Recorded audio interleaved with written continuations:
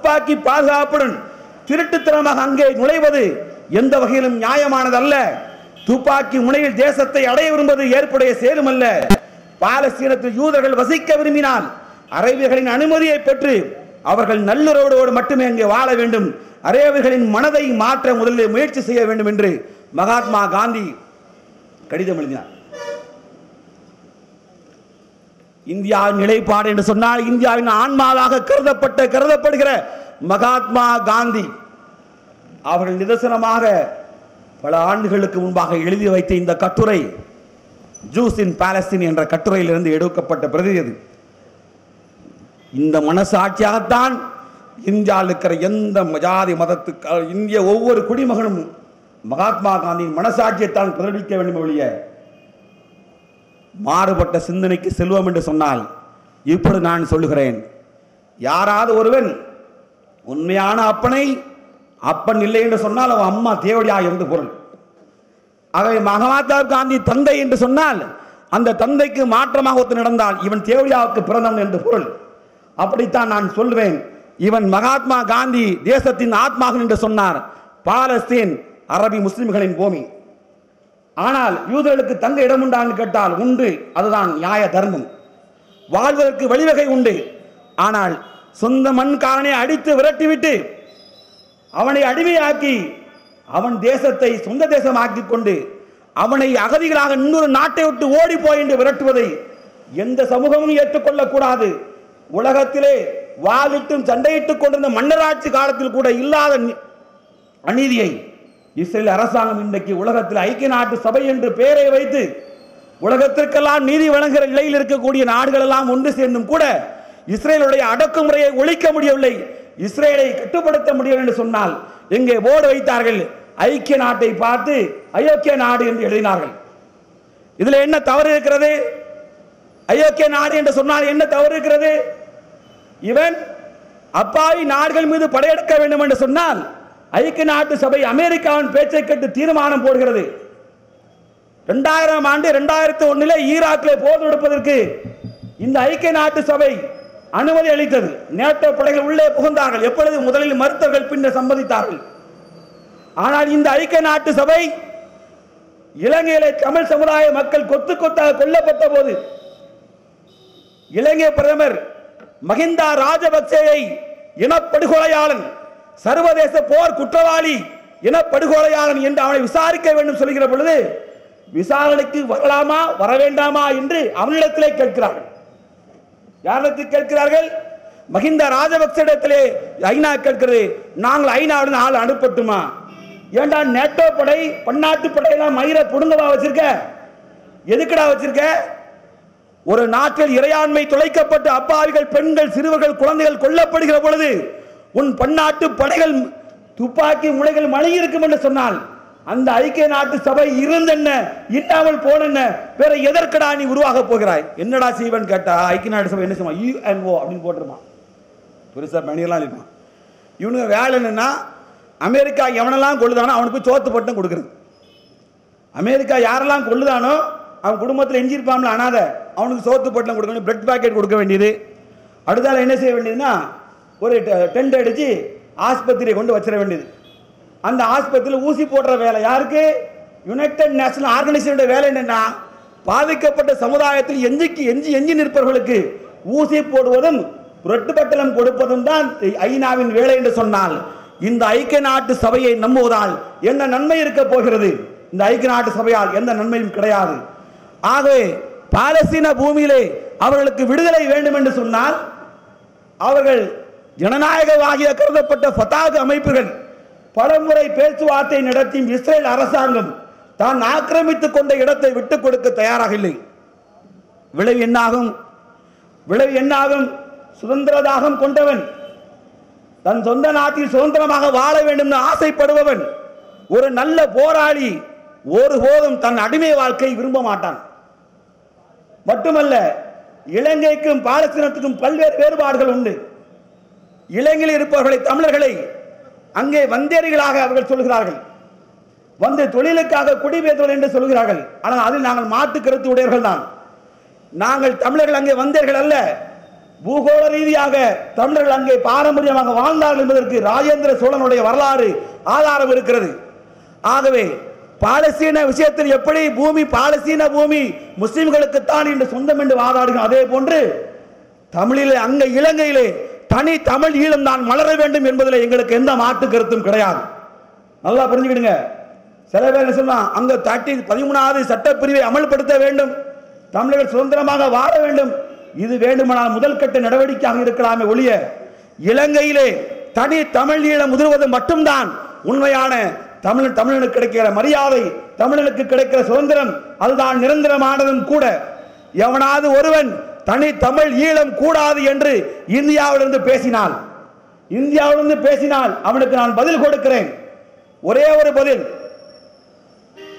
அங்கே இலங்கை ராணுவத்துக்காரன் துப்பாக்கி முனையில எஞ்சிருக்கிற தமிழ் பெண்களுடைய மார்புகளை அமைக்கி பார்க்கிறான். போகிற போக்கில் துப்பாக்கி முனையை வைத்துக் கொண்டு தமிழ் பெண்ணுடைய பாவாடையை தூக்கி பகிரங்கமாக பார்க்கிறான். அந்த இடத்தில் இங்கு இருந்து கொண்டு தனி தமிழ் ஈழம் கூடாது என்று எவனாவது வாதிட்டால் நான் சொல்கிறேன், உங்க அக்காலை கொண்டு போய் அங்கே விட்டுட்டு அவள்கிட்ட போன்ல கேளு, தனி தமிழ் ஈழம் வேண்டுமா வேண்டாமா என்று பதில் சொல்லட்டும். இதே நிலைப்பாடு தான் பாலஸ்தீனத்தில் நான் சொல்லுகிறேன். பாலஸ்தீனத்தில் இருக்கிற கொல்லப்படுகிற அப்பாவி பெண்கள், சிறுவர்கள், குழந்தைகள், நோயாளிகள் உட்பட அனைவரையும் கொண்டு குவிக்கிற மக்களிடத்திலே போய் கேள். இஸ்லாம் சொன்னது பாதிக்கப்பட்டவருடைய இடத்திலிருந்து நீதி வழங்க வேண்டும் என்று இஸ்லாம் சொன்னது. ஆகவே தன் சொந்த பூமியிலே தான் வாழ்ந்து வளர்ந்த பூமி இவ்வளவுக்கு என்ன தெரியுமா, அவன் அரபுக்காரன் தான். இது சவுதி அரேபியா மாதிரி உண்டு கொளுத்து வண்டுகளை போன்று உருண்டு தெரியவில்லை. அரபுக்காரன், ஆனால் பாலைவனத்து ஏழை. அந்த பூமியிலே பேரிச்சம்பழத்தையும் கோதுமையை தவிர எதுவும் விளையாது. இஸ்ரேல் தன்னுடைய விஞ்ஞான வளர்ச்சியை கொண்டு எதை வேணுமானாலும் பயிரிடட்டும். விஞ்ஞான வளர்ச்சிகள் மனித மாண்புக்கு நன்மையானதுதான், அதை யாரும் மறுக்க மாட்டார்கள். விஞ்ஞான கண்டுபிடிப்புகள் வரவேற்க தகுந்ததுதான். ஆனால் பாலஸ்தீன மக்களின், முஸ்லிம் மக்களின் நிலை என்ன? பக்கத்து நாடுகளெல்லாம் செழித்து வளர்ந்து கொண்டிருக்கும் பொழுது அவன் அடுத்த வேளை உணவுக்கு கூட என்னென்று பார்க்காமல், அடுத்த வேளை எங்கடா குண்டுமலை பொழியும், என் பிள்ளையை எப்படி காப்பாற்றுவேன், இந்த பூமியில எப்படி சுதந்திர தாகத்தை நான் உணரப் போகிறேன் என்ற நிலைக்கல்லவா தள்ளி வைத்திருக்கிறான். காலையில் எழுந்தால் என் மொண்டாட்டி என் மகனை இந்தியில பள்ளிக்கூடத்துக்கு ஓடு, காலேஜுக்கு ஓடு, எப்படி சாப்பிட்டியா, இல்ல இட்லி தின்ல, இல்ல பூரி தின்ல, இல்ல பணியாரம் தின்ல கெஞ்சிரா மொண்டாட்டி. நான் சிறுபிள்ளையா எங்க அம்மா எனக்கு சாப்பிடுறா வாயில் திணிச்சா. இன்னைக்கு இங்கிலீஷ் மீடியம் படிக்க வைக்கிற அப்பா மாதிரிலாம் இருக்கான். தமிழ் மீடியம் படிச்சா என் பிள்ளைங்க செத்துரும், எய்ட்ஸ் வந்து செத்துருங்க. இங்கிலீஷ் மீடியம் படிக்கணும் செத்துருவாங்க. இங்கிலீஷ் மீடியம் படிக்கணும் கோட்டு டை ஷூலாம் போட்டு ஆட்டோக்குள்ள பல்லு தைக்காம திணிச்சு ஊட்டி விட்டுட்டு மகனே தின்னுடாங்க. உன் பிள்ளைய கொஞ்சிற வரும்போது பார்க்க மூஞ்சி பார்க்குற புள்ள வாடி கிடக்கான்னு எப்பனே தின்னியாடா, டீச்சர் அடிச்சாலா, முத்தம் கொடுத்தாலா, மோண்டியாடா எல்லாம் கேட்கான். ஒன்னால முடியல. சுதந்திரமா உன் மகனை ஓடி வந்தவன ஸ்கூல் விட்டு வந்தவனை கட்டி பிடிச்சு முத்தம் கொடுத்து அவனை ஏ சொல்லு பி சொல்லு, உங்க அப்பன் பேர் என்னன்னு சொல்லு கேட்கல. ஆனால் இந்த நிலை என்ன தெரியுமா, அந்த குழந்தைகளுக்கு பள்ளிக்கூட வாசலே தெரியாது.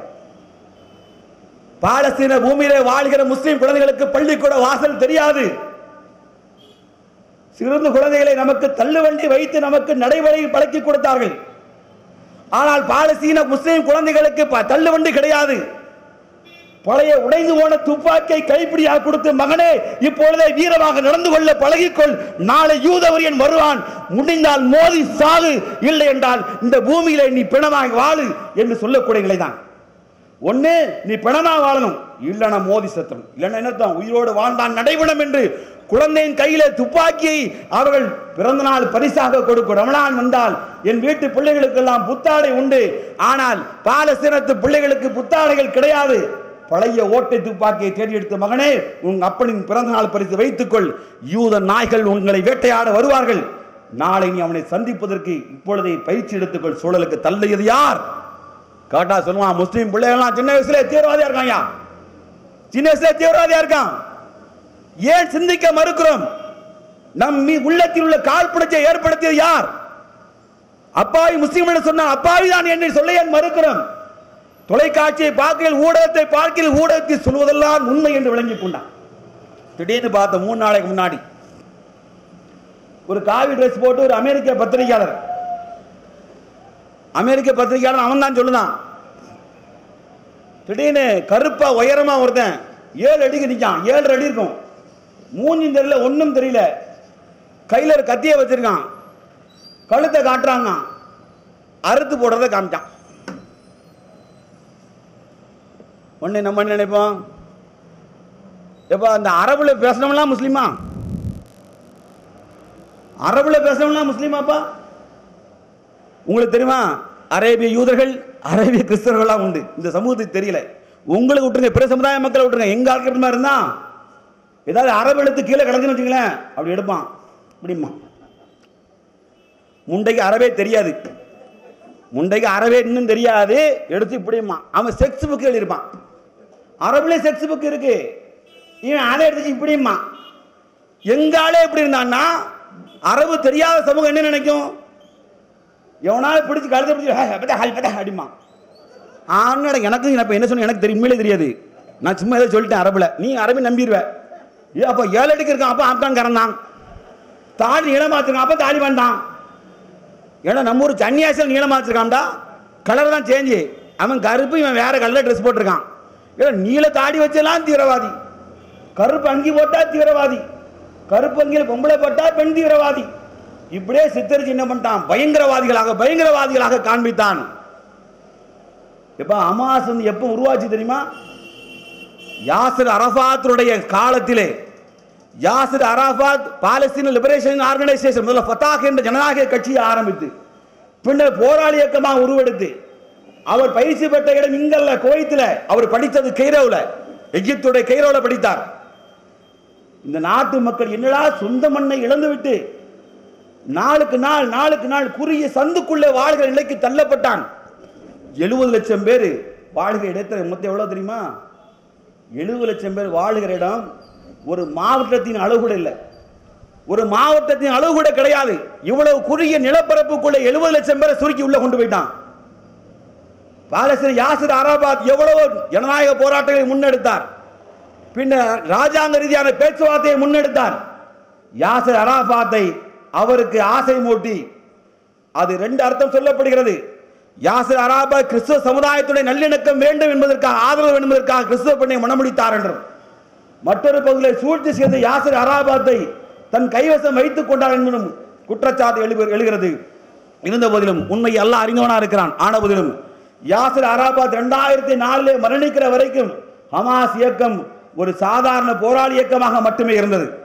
இன்னும் பாலஸ்தீன லிபரேஷன் ஆர்கனைசேஷன் இயக்கத்தை உந்துகின்ற இயக்கமாக இருந்தது. இந்த பாலஸ்தீன் லிபரேஷன் ஆர்கனைசேஷன் நேரடியாக உருவாகவில்லை. 18 இஸ்லாமிய போராளி இயக்கங்கள் பாலஸ்தீனத்தில் இருந்தன. இவைகள்லாம் ஒன்று சேர்ந்துதான் PLO என்று மாற்றப்பட்டது. இந்த PLOக்கு தோல்வி அடைந்த பிறகுதான் யாசிர் அரஃபாத்தின் மரணம் நடந்த போது அமெரிக்க பிரதமர் சொன்னான், என்ன வார்த்தை சொன்னான் தெரியுமா, இந்த யாசிர் அரஃபாத் தான் எங்களுடைய இஸ்ரேல் என்ற தனிநாட்டுக்கு பெரிய அச்சுறுத்தலாக இருந்தார், இனி ஒருபோதும் நாங்கள் அசைந்து கொடுக்க மாட்டோம் என்று சொன்ன போதுதான் பேச்சுவார்த்தை எல்லாம் பொய் என்று விரிந்து கொண்ட ஹமாஸ் அப்பொழுதே அறிவிப்பு செய்தது, இனி எங்கள் புனித போராட்டம் தொடரும், யாசரின் மரணம் எங்களுக்கு வீழ்ச்சி அல்ல, இனிதான் துவக்கமாக போகிறது. ஹமாஸ் முதல் பிரகடனம் அதுதான். 2004 நவம்பர் 11 2004 யாசிர் அரஃபாத்தின் மரணத்தை தொடர்ந்துதான் பிரகடனமானது. ஹமாஸ் இயக்கம் சொன்னது, இனி புனித போராட்டம் தொடங்கும், இனி இஸ்ரேல் அரசாங்கம் நடுங்கும், அத்தகைய போராட்டங்களை இவர் சந்திப்பார்கள் என்று சொன்னார்கள். ஹமாஸ் இயக்கம் அன்று முதல் தான் போராளி இயக்கமாக பகிரங்கமாக தன்னை அடையாளம் காட்டிக் கொண்டு, அதுவரைக்கும் அவர்கள் பக்கத்தில் இருக்கிற ஜோர்டானிலும் எகிப்து நாட்டிலும் பயிற்சி பெற்று வந்தார்களே ஒழிய நேரடியாக களத்தில் இறங்கவில்லை. ஆனால் மக்கள் மத்தியிலே அறிமுகமாக இருந்தார்கள். ஹமாஸ் இயக்கம் அப்பொழுதுதான் PLOக்கு பிறகு மக்களிடத்தில் தன்னை அடையாளம் காட்டிக் கொண்டு பகிரங்கப்படுத்தது. ஹமாஸ் இயக்கம் மட்டும் வெறும் வாள் எடுத்து மரக்கட்டை துப்பாக்கி சண்டை போட்டிருந்தால் நிச்சயமாக இந்த இஸ்ரேல் ராணுவங்களை ஒடுக்கி போட்டிருக்கும். ஆனால் ஹமாஸ் இயக்கம் அவர்கள் தன்னுடைய அறிவின் மூலமாக கண்டுபிடித்த ஏவுகணை தான் இஸ்ரேலிய அரசாங்கத்தை நடுங்க செய்தது. இஸ்ரேல் அரசாங்கத்தை நடுங்க செய்தது ஹமாஸுடைய ஏவுகணை திட்டம். ஹமாஸுடைய ஏவுகணைகள் குறைந்த இலக்கையும் தாக்கும், 12 கிலோமீட்டர் வரைக்கும் தாக்குற ஏவுகணைகள், 3வது விண்ணில் பறந்து கொண்டிருக்கும் பொழுது திசை மாறி பயணிக்க செய்கிற டெக்னாலஜி எல்லாம் இவர்கள் கண்டுபிடித்தார்கள். இதை இஸ்ரேலிய அரசாங்கம் கொஞ்சம் கூட எதிர்பார்க்கவில்லை. ஏன் எதிர்பார்க்கவில்லை? இந்த அரபு கோத்திரங்கள் எல்லாம் சுகமாக அமெரிக்காவின் அடிமைகளாக, பிரிட்டனின் அடிமைகளாக, நேட்டோ நாடுகளுடைய அடிமைகளாக இருந்தபோது இந்த மக்கள் விஞ்ஞானத்தை பற்றி சிந்திக்க இடமில்லாத நேரத்தில் ஹமாஸ் இயக்கம் இப்படி ஒரு ஆயுதத்தை தன் கையில் எடுக்கும் என்று இஸ்ரேல் கொஞ்சம் கூட எதிர்பார்க்கவில்லை. முதல் ஏவுகணை தாக்குதல் விழுந்த போதுதான் இஸ்ரேல் அரசாங்கம் பயப்பட ஆரம்பித்தது. ஆகா, இனி இவர்களை துப்பாக்கி காலம் மிரட்ட முடியாது என்ற நிலைக்கு வந்தார்கள். இன்னும் பல நிலைகளிலே இஸ்ரேலிய ராணுவம் அப்பாவி முஸ்லிம்களை கொள்வதற்கு தரைப்படை டாங்கிகளை ஓட்டிக் கொண்டு வந்த போது காலை பொழுது ஒரு மகன் தன் வீட்டை விட்டு வெளியே கிளம்பினான். மகனை எங்கே செல்கிறாய்? அம்மா, நான் போராட்ட களத்துக்கு செல்கிறேன். இந்த இஸ்ரேலிகளை நான் தாக்கப் போகிறேன், அவர்களோட மோதி நான் ஷஹீதாக போகிறேன். அவன் தாய் சொன்னாள், மகனே, உன்னோடு நானும் வருகிறேன் என்று சொன்னார்.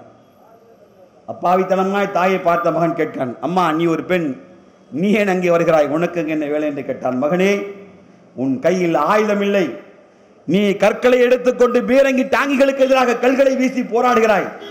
உன் தாய் இந்த களத்துக்கு வந்தால் உன் கைகளிலே கற்களை எடுத்துக் கொடுக்கிற பாக்கியமாக எனக்கு கிடைக்கட்டும். நீ போர்க்களத்தில் அல்லாஹ்வுடைய விரோதிகளோடு போராடி சாகிற பொழுது, அன்னைக்கு நீ ஷஹீதாகிற பொழுது உன் ஷஹீது காட்சியை கண்ணால் பார்க்கிற பாக்கியத்தை எனக்கு தரட்டும். நான் அழுவதை இந்த சமூகம் பார்க்காது, மாறாக நீ இந்த பூமியிலே விழுகிற பொழுது, இறைவா, உன் பாதையிலே ஒரு உயிர் தாகி நான் அர்ப்பணித்து விட்டேன் என்று சந்தோஷத்துடன் வீட்டுக்கு போவேன், முக்காடு போட்டு அழமாட்டேன் என்று சொன்ன வரலாறை இந்த பாலஸ்தீனத்தை தவிர எங்கும் பார்க்க முடியாது. இதுவரைக்கும் 2570 பேர் 70 பேர்களை இந்த இஸ்ரேல் பயங்கரவாதிகள் கொன்றொழித்தார்கள். பின்னாடி திரும்பி பாருங்க புகைப்படத்தை, பின்னாடி திரும்பி பாருங்கள் புகைப்படத்தை. நான் சொன்னேன், பள்ளிக்கூடத்துக்கு போய் வருகிற தாய் தன் மகன் பள்ளிக்கூடத்துக்கு போயிட்டு வந்தவுடனே வாசலில் நின்று ஓடோடி சென்று அனைத்து முத்தமிடுகிற காட்சியை நீங்கள் பார்த்தீர்கள். இங்கு நீங்கள் பார்க்கிற காட்சி, அப்பாவி பச்சை குழந்தை, எந்த குற்றம் அறியாத குழந்தையை இந்த பாலஸ்தீன பயங்கரவாதிகள் கொண்டு வைத்து கொளுத்திய போது தந்தை ஓடி வந்து வீட்டில் பார்க்கிறான். குடல் செதறிய நிலையில் கடைசி வார்த்தைகளை அந்த குழந்தையை பேசுகிறது. அப்பா, அத்தா என்று முணங்குகிறது. அந்த குழந்தையை வாயோடு வாய் வைத்து முத்தம் வைத்து அழுகிற காட்சியை நான் பார்க்கிறேன். என் தாய்மார்கள் வீதிகளை நின்று கொண்டு, யா அல்லாஹ், இந்த யூத கொடுமையாளர்களுக்கு நீ சரியான பதிலடி கொடு என்று கேட்கிற காட்சியை பார்க்கிறேன். நான் இனவரிகள் அல்ல, இலங்கை படுகொலையால் தான் சுட்டி காண்பித்தேன். இலங்கை பெண்களை ஒரு கற்பழிப்பதையும் சுட்டுக் கொண்டதையும் தாங்க முடியாமல் இந்த மனிதநேய மக்கள் முன்னேற்ற கழகம் தமிழ் ஈழம் ஒன்றுதான் தனி தீர்வு என்று நாங்கள் மிகப்பெரிய பிரம்மாண்டமான பொதுக்கூட்டத்தை நடத்தி இஸ்லாமிய ஆர்கனைசேஷனுடைய ஒட்டுமொத்த கருத்தை சில இடத்துல முறிச்சு காமிச்சோம். சில இஸ்லாமிய அறிஞர்கள் தனியலம் கூடாது என்று சொன்னார்கள், நாங்கள் வேண்டும் என்று சொன்னோம். ஏன் தெரியுமா? ஆளுக்கு ஒரு நீதி சொல்கிற சமுதாயம் அல்ல எங்கள் மார்க்கம். நீங்கள் இன்னொரு சமுதாயத்தின் மீது நீங்கள் கொண்டிருக்கிற பகை, அவர்களுக்கு நீதி செலுத்துவதை விட்டு உங்களை தடுத்து விட வேண்டாம் என்று அருள்முறை திருக்குர்ஆன் சொன்னது. ஆகவே விடுதலை புலிகள் மீது எங்களுக்கு கோபம் உண்டு. விடுதலை புலிகள் காத்தான்குடியிலே முஸ்லிம்களை 24 மணி நேரத்தில் குடும்பமாக அடித்து விரட்டினார்கள், அவருடைய வாழ்வாதாரத்தை பிடுங்கினார்கள். ஆக விடுதலை புலிகள் மீது எங்களுக்கு கோபம் உண்டு. ஆனால் தமிழ் சமுதாய அப்பாவி பெண்கள் மீதும் குழந்தையும் எங்களுக்கு கோபம் கிடையாது. அவர்களுக்கு தனி ஈழம் சுதந்திர நாடு வேண்டும் என்று எங்களுக்கு தாகம் உண்டு. அதுபோலதான் பாலஸ்தீனத்தில் எங்கள் அப்பாவி தாய்மார்கள் அழுகிற பொழுது எங்கள் வேதனை நிஜமானது, எங்கள் வேதனை உண்மையானது. அவள் அழுகிற பொழுது எங்களுக்கு ஆசை, இந்த நாட்டு சட்டம் எங்களை எல்லை வகுத்து தடுத்திருக்க. உண்டை சொல்லுகிறோம், ஓ யூத பயங்கரவாதிகளே, காவல்துறை புரிஞ்சு வச்சுக்கோ, இந்த நாட்டில் எத்தனையோ யூதம் எங்கெங்க தங்கியிருக்கான்னு உங்களுக்கு தெரியும், எல்லாரும் தெரியும். இதை கண்டுபிடிக்கணும் பெரிய விஷயம்லாம் கிடையாது. இந்த யூதர்களை இந்தியாவில் தங்க விடாம இந்திய நாட்டிற்கிற முஸ்லீம்களால் செய்ய முடியுமா முடியாதா? எல்லைகளை கடந்த சிந்தனைகள் எங்களுக்கு உண்டு, விரட்டி அடிக்க முடியும். நல்லா கவனிங்க, புத்த பிட்சுகள் இலங்கையில் இங்கே வந்தாம்ல, புத்த பிட்சுகள் வந்தாம்ல, தமிழகத்தில் என்ன நடந்தது? தமிழகத்தில் என்ன நடந்தது? சென்னையில் கிண்டியில் ஓட விட்டு அடித்தார்கள். புத்த பிட்சுகளை பத்திரமாக அரசாங்கம் விமானம் ஏற்றி அனுப்பியது. இந்தியாவில் யூதர்கள் இல்லையா? இந்தியாவில் யூதர்கள் கிடையாதா? ஒன்றே ஒன்று மட்டும் நாங்கள் கேட்கிறோம், இந்த மோடி அரசாங்கம் இந்திய முஸ்லிம்கள் பாலஸ்தீன போராட்டத்தில் கலந்து கொள்ளலாம், விசா வழங்கப்படும் என்று சொன்னால் எங்கள் குழந்தைகள் உட்பட அந்த போராட்ட களத்தில் நின்று இஸ்ரேலை விரட்டி அடித்து ஒன்று முழு பாலஸ்தீனம் உருவாகும். இல்லை என்று சொன்னால் எங்கள் ரூஹ் அல்லாஹ்வின் பாதையிலே எங்கள் ரத்தங்களை அந்த பூமியிலே நாங்கள் விதைத்து விட்டு நாங்கள் ஷஹீதாமை ஒழிய ஒட்டுமொத்த உலகில் வாழ்கிற அத்தனை பேருடைய மனநிலை இப்படித்தான் இருக்கிறது. இதுதான் யதார்த்தமான உண்மை. இதை மூடி மறைத்து விட்டு பேசவே முடியாது. இந்த யூதர்களுடைய துரோகத்தை நான் சொல்லி காண்பிக்கிறேன். உங்களுக்கு கொஞ்சம் வரலாறை சுட்டி காண்பித்தால் இந்த அயோக்கியர்கள் முஸ்லிம்களுக்காக துரோகம் செய்தார்கள் என்று நீங்கள் சிந்திப்பீர்கள். உங்களுக்கு தெரியும், ஈசா அலைஹிஸ்ஸலாம் அந்த இயேசுநாதர் அவருடைய பிறப்பிற்கு பிறகு அவருடைய ஏகத்துவ பிரச்சாரம், வணக்கத்திற்கு அல்லாஹ்வை தவிர யாரும் இல்லை, ஈசா அலைஹிஸ்ஸலாம் இறைவனின் தூதர் என்ற பிரச்சாரத்தை மக்களிடத்திலே சொன்ன பிறகு அங்கிருந்த பிலாது மன்னனுக்கு கவலை கொண்டது. ஆகவே இயேசு அந்த காலத்து மக்கள் தன் நாட்டு மன்னனை கடவுளாக வணங்கி வந்தார்கள். ஆக இயேசு இன்னொரு இறைவனை கர்த்தராக வணங்க சொல்கிறார் என்று சொன்னபோது கோபமற்ற யூதர்கள் அவர்களை கொல்லுவதற்காக திட்டம் போட்டார்கள். யூதாஸ் என்ற யூதன் காட்டி கொடுத்ததாக சொல்கிறார்கள். நன்றாக புரிந்து கொள்ளட்டும், கிறிஸ்தவர்களுக்கும் யூதர்களுக்கும் இடையே பிரச்சனை இதுதான். கிறிஸ்தவர்கள் இயேசுவை யூதர்கள் யூதாஸ் என்ற அயோக்கியன் காண்பித்து கொடுத்தான். பிலாத் என்ற மன்னன் அவரை சிலுவையில ஏற்றி இரத்த காயத்தில் அடித்து கொலை செய்தான்.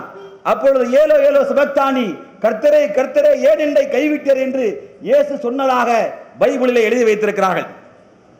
என்ன பிரச்சனை? யூதன் ஒருவன் இயேசுவை கொல்வதற்கு காரணமாக இருந்தான். இதுதான் பிரச்சனை. ஆனால் இந்த நன்றி கட்ட யூத சமுதாயம் இங்கேயாவது உணர்ந்திருக்க வேண்டும். அல்லாஹ்வுடைய தூதர் முகமது நபி அவர்கள் கடைசி தூதராக இந்த பூமிக்கு வந்தபோது அவர் அருள்மறை திருக்குர்ஆன் வாயிலாக சொன்னார், இயேசுவை யாரும் கொல்லவும் இல்லை, கொலை செய்யவும் இல்லை. இறைவன் அவரை தன்னளவில் வானத்தில் உயர்த்தி கொண்டான். அவர் இறுதி நாளின் அடையாளமாக பூமிக்கு வருவார் என்று அல்லாஹ் ரப்புல் ஆலமீன் திருமறையிலே சொல்லி யூதர்கள் யாரும் கொலை செய்யவில்லை என்று யூதருக்கு இந்த அருள்மறை திருக்குர்ஆன் வக்காலத்து வாங்கியது. நன்றி கட்ட யூத சமுதாயம் இந்த முஸ்லிம் சமூகத்தை கொண்டு குவிக்கிறது. முதல் வழி அது. இரண்டாவது, இயேசுடைய மறைவுக்கு, இயேசுடைய விண்ணுலகத்திற்கு சென்ற பிறகு கிறிஸ்துவ சமுதாயம் நம்பியது இயேசுவை கொண்டு விட்டார்கள் என்று சொல்லி அந்த நம்பிக்கையின் அடிப்படையில் இவர்கள் விரோதமும் குரோதம் யூதர்களுக்கும் கிறிஸ்தவர்களுக்கும் இருந்து வந்தது. 66ஆம் ஆண்டு வரை ஃபாதர் ஜேம்ஸ் என்பவர் இயேசுக்கு பிறகு அந்த கொள்கையை, கிறிஸ்தவ கொள்கையை பரப்பி வந்தார். அவரை கல்லால் அடித்து யூத சமுதாயம் கொண்டார்கள். யாரை? கிறிஸ்தவ சமுதாயத்து பாதிரியாரை. அதற்கு பிறகு சைமன் என்று சொல்லக்கூடிய பாதிரியார் இரண்டாவது பிரச்சாரத்தை எடுத்தார், அவரையும் கொண்டார்கள். மூன்றாவதாக செயின்ட் பவுல் என்று சொல்லக்கூடிய பாதிரியார் தான் கிறிஸ்தவ சமுதாயத்தை உலகெங்கும் கஷ்டப்பட்டு பரவ செய்தார். இந்த பரவிய பிறகு மக்களிடத்தில் என்ன போதிக்கப்பட்டு கேட்டால், இயேசு என்ற நமது கர்த்தராகிய இயேசுவை இந்த யூதர்கள் தான் கொன்றார்கள், இவர்கள் தான் காண்பித்து கொடுத்தார்கள் என்று 300 ஆண்டுகளுக்குள்ளாக 16 ஐரோப்பிய நாடுகளில் கிறிஸ்தவம் பரவி இருந்தது. அத்தனை ஆண்டு காலமும் யார் கொல்லப்பட்டார் தெரியுமா? கிறிஸ்தவர்கள் யூதர்களை கண்ட இடங்களெல்லாம் வெட்டி வெட்டி கொண்டார்கள். யூத பெண்மணிகளை கற்பழித்தார்கள். யூத கோயில்களை கழிப்பிடமாக வேண்டுமென்றே மாற்றி காண்பித்தார்கள். நகராட்சியுடைய கழிப்பிடங்களாக, நகராட்சியின் குப்பை தொட்டிகளாக மாற்றி காண்பித்தார். யார்? கிறிஸ்தவர்கள் வேண்டுமென்றே செய்தால். காரணம் யூதன் மீது கொண்ட வெறி. ஆனால் இஸ்லாம் என்ன சொன்னது? இயேசுவை யாரும் கொல்லவில்லை, அவர் உலகம் அழிவு நாளின் அடையாளமாக வானிலிருந்து இறங்குவார். 2 மலக்குமார்கள் மேலே சாய்ந்து வருவார். மஞ்சள் நிற ஆடை அணிந்திருப்பார். தலைகள் நீர் சொட்டிய நிலையிலே அப்படியே இறங்குவார். திமிஸ்க் என்ற சிரியாவின் வெண்கோபுரத்தையும் இறங்குவார். சிலுவைகளை உடைப்பார், பள்ளிகளை கொந்தளிப்பார், ஆன்டி கிறிஸ்டியன் தஜ்ஜாலை வெட்டி வெட்டி கொலை செய்வார். மீண்டும் யஜூஜ் மஜூஜ் கூட்டத்தால் துரத்துவார்கள். மலையில் 40 நாள் தங்கியிருப்பார் என்றெல்லாம் அருள்மறை திருக்குர்ஆனும் ஹதீஸும் எங்களுக்கு வழிகாட்டியிருக்கிறது. இந்த யூத நன்றி கட்டவர்களுக்கு இந்த ஒரு விஷயம் போதும், வாழ்நாள் ஃபுல்லாக முஸ்லீம்களுக்கு நன்றி செலுத்துவதற்கு. ஆனால் இவர்கள் நன்றி கட்டவர்களாக இருந்தார்கள். கிறிஸ்தவ சமுதாயமோ தொடர்ந்து கண்டிடத்தில் வெட்டினார்கள். வரலாறு இந்த 700 பக்கத்தில் நீங்கள் படித்தால் 300 பக்கம் கிறிஸ்தவ சமுதாயத்துடைய அரசர்கள், கிறிஸ்தவ சமுதாய மக்கள் அவர்கள் யூதர்களை எப்படியெல்லாம் கொலை செய்தார்கள் என்று நீங்கள் பட்டியலைத்தான் பார்க்க முடியும். இது என்ன தெரியுமா கொடுமை? இந்த பாலஸ்தீனத்தில் தங்கியிருந்த இந்த நன்றி கட்ட யூதர்களை இந்த அரபு முஸ்லிம்கள் தன் சொந்த சகோதரனாகத்தான் பாவித்தார்கள். எந்த முஸ்லீமும் அவர்களை கொலை செய்யவில்லை. எந்த முஸ்லீமும் அவர்களை கொலை செய்யவில்லை. யூதர்கள் தனக்கு இன்றைக்கும் அந்த ஜெருசலேத்தில் உரிமை உண்டு சொல்வது எப்படி தெரியுமா? நபி ஸல்லல்லாஹு அலைஹி வஸல்லம் அவர்களுக்கு, அதாவது முகமது நபி என்ற எங்களுடைய இறை தூதர்களுடைய ஆட்சிக்கு பிறகு 2ஆம் கலீஃபாக இருந்த உமர் ரலியல்லாஹு அன்ஹு அவர்கள் ஆட்சி காலத்தில் இங்கிருந்து ஜெருசலேமுக்கு படை கிளம்பி போனது. சிரியாவை கைப்பற்ற படை சென்ற போது அந்த படை அபு அல் ஆஸ் என்று சொல்லக்கூடிய நபி தோழர் இங்கிருந்து புறப்பட்டு செல்கிறார். ஜெருசலேம் கைப்பற்றப்பட்டது. ஜெருசலேமுடைய சாவி எப்படி கைப்பற்றப்பட்டது தெரியுமா? 9000 படை வீரர்கள் 1,00,000 ரோமானியர்களை விரட்டி அடித்தார்கள். வெறும் 9000 அரேபிய முஸ்லிம்கள் 1,00,000. நான் எழுதல, வரலாற்று ஆய்வில் தி கிறிஸ்டின் என்ற புத்தகத்தில் எழுதப்பட்டது. வெறும் 9000 பேர் கொண்ட படை. அப்படி விரட்டி அடித்த போது போர் நடந்த உக்கிரமான கட்டத்தில் அவர்கள் சொன்னார்கள், வெற்றி முஸ்லிம்கள் கை வந்த போது நான் சாதாரண ஒரு ராணுவ தளபதியின் கையிலே இந்த சாவியை திறந்த கோட்டையின் சாவியை தரமாட்டேன், உங்களுடைய கலிஃபா என்னும் ஆட்சி தலைவர் இங்கே வர வேண்டும் என்றார்கள். ஆட்சித் தலைவர் உமர்